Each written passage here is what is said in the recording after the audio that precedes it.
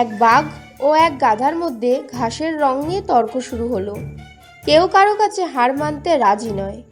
গাধা বাঘকে বলল, ঘাসের রং নীল। বাঘ বলল, না, ঘাসের রং নীল নয়, সবুজ। একজন বলে নীল আর অন্যজন বলে সবুজ। নীল সবুজ নীল সবুজ করতে করতে ওরা কেউ কারো কাছে নত হবে না, হার স্বীকার করবেই না। শেষমেশ দুজনে ঠিক করলো তারা পশুরাজ সিংহের কাছে বিচার চাইতে যাবে। দুজনে সিংহের কাছে যাচ্ছিল। সিংহের কাছাকাছি পৌঁছতেই গাধা চিৎকার করে সিংহকে বলল, পশুরাজ, ঘাসের রং নীল, তাই না? সিংহ খুব শান্ত গলায় গাধাকে উত্তর দিল, হ্যাঁ, একদম ঠিক বলেছ, ঘাসের রং নীল। তখন গাধা সিংহকে বলল, পশুরাজ, দেখুন তো, বাঘ আমার সাথে শুধু তর্কই করে যাচ্ছিল, সে কখনোই মানতে রাজিই নয় ঘাসের রং নীল। বাঘকে শাস্তি দেওয়ার ব্যবস্থা করুন।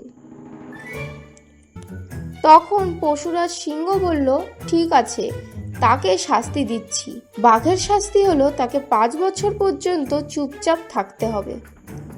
এ শাস্তির কথা শুনে বাঘ পশুরাজ সিংহকে জিজ্ঞেস করলো, ঘাস সবুজ হওয়া সত্ত্বেও আপনি কেন গাধার সাথে সুর মিলিয়ে বলছেন ঘাসের রং নীল? তখন পশুরাজ সিংহ বাঘকে বলল, তুমি সঠিক, ঘাসের রং সবুজ, কিন্তু যে সত্য মানতে চায় না তার সাথে তর্ক করার কোনো মানেই হয় না। তোমাকে শাস্তি দিলাম গাধার সাথে তর্ক করে সময় নষ্ট করার জন্য। শিক্ষণীয়: যে শিখতে চায় না, কেবল তর্কে জিততে চায়, তার সাথে তর্ক করো না।